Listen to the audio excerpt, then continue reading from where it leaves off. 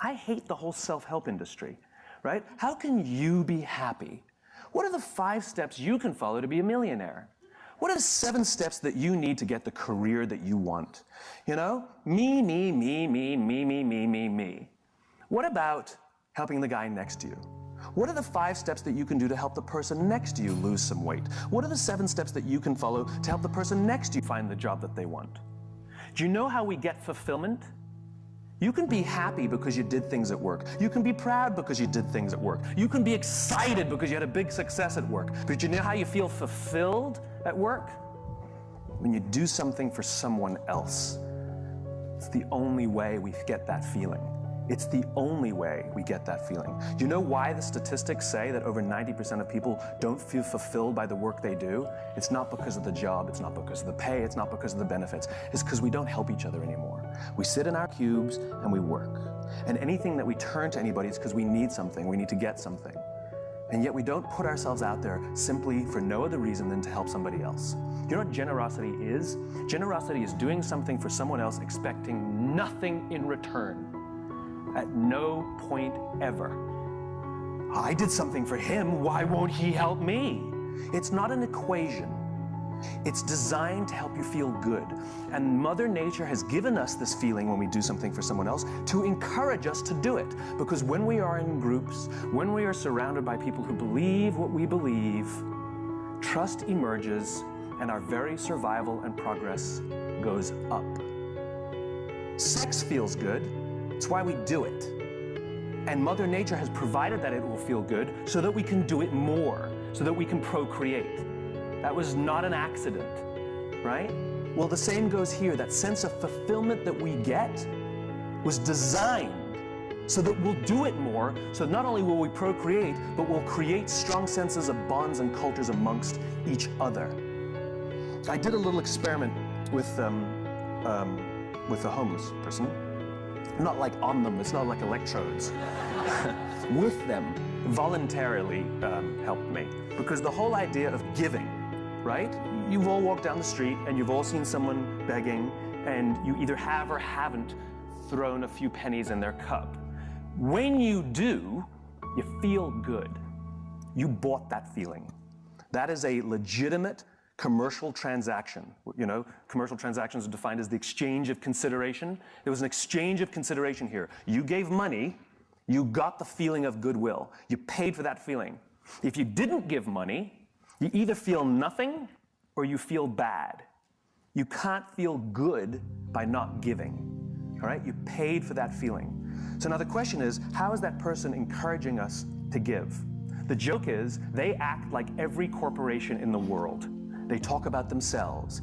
Me, me, me, me, me, me, me, right? Like they sit there with their little outdoor advertising, little sign, right? And it says, I'm homeless, I'm hungry, I got 12 kids, I'm a veteran, God bless. They got it all in there, trying to appeal to somebody, the religious vote, the veteran vote, you know, the child sympathizer, surround yourself with lots of pets, go for that one too, right? All in an attempt to get something from someone. Takers, not givers, right? All about me. Well, what do corporations do? We've added more RAM, we've added more ROM, we've added more speed. This one's number 1. We're the biggest, we're the best. We've been around since 1969. We're better than them, we're faster than them. We're more efficient than that one. Me, me, me, me, me, me, me, me, me, me. And so even if we buy their product, guess what? We don't really feel much. So I did this little experiment. I found a nice homeless lady on the streets of New York who's willing to help out. And I learned that with her sign, which was pretty typical, I'm homeless, I'm hungry, blah, blah, blah, she makes between $20 and $30 a day for a day's worth of work, 8 to 10 hours of sitting there selling goodwill. 8 to 10 hours, she'll make $20 to $30. $30 is considered a good day. I changed her sign, and the new sign made her $40 in 2 hours.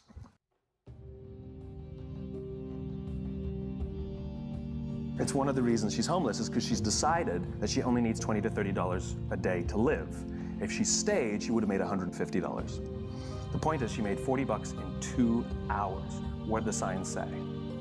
The sign said, if you only give once a month, please think of me next time. It has nothing to do with the taker. It has everything to do with the giver. And what are the objections people give when they don't give? I can't give to everyone. How do I know that they really need it? And so I addressed both those concerns. I know you can't give to everyone, so if you only give once a month, my cause is legitimate. I will still be here when you're ready to give. $40, 2 hours. Make it about them, not about you. The fact of the matter is 100% of customers are people. And 100% of clients are people. And 100% of employees are people. I don't care how good your product is, I don't care how good your marketing is, I don't care how good your design is. If you don't understand people, you don't understand business. Do you ever watch Deadliest Catch on the Discovery Channel? I was flipping through the channels one night and Deadliest Catch came on. And on this episode, they were in a huge storm. Now, for those of you who don't know Deadliest Catch, they take these crab fishing boats out in the Bering Sea, which is like terrible. And they put cameras on them, and we watch, right? The reason that's, I guess, significant is because these crab fishermen have, I think, one of the top 5 deadliest jobs in the world. You know, I don't know what the exact number is, but dozens of fishermen die every year doing this. We apparently find that entertaining, which it actually is. So they have cameras only on 5 or 6 of the ships, even though there are many, many, many ships that go out fishing every season, and they don't really come into proximity with each other because, you know, the ocean's huge, and they usually sabotage each other and give each other false information because they're all competitors. They're all looking to get the crabs and, you know, make sure that they find them and somebody else doesn't, and, you know, it's business, right? It's just business. It's okay. We all do the same thing in our own companies. And in this one episode, this big, huge storm was so violent that they had to bring all the pots, which are the big cages that they catch the crabs in. They had to bring all the pots back on the boat and wait out the storm. And just by dumb luck, one of the boats that had cameras on it was in proximity of a boat that didn't have cameras on it. And so they filmed, they had secured all their pots on the deck, and so they started filming the other boat. And they filmed a guy climbing on the outside of the cage, securing the pots. And all of a sudden, a huge wave hits the side of the boat, and the guy's not there anymore. And the people on the boat with the cameras start screaming, "Man overboard, man overboard, man overboard." And they turn their boat towards where they think he might be. He's a stranger, they don't know him, they don't know the crew members of the other boat, and yet they react. And they turn towards him. And they find him in the drink. And for those of you who don't understand how dangerous this is, if the water is so cold that if you're in the water for, I think that it's a minute or a minute 30, hypothermia will set in and you die. And they come upon him, and he's screaming, "Don't let me die, don't let me die."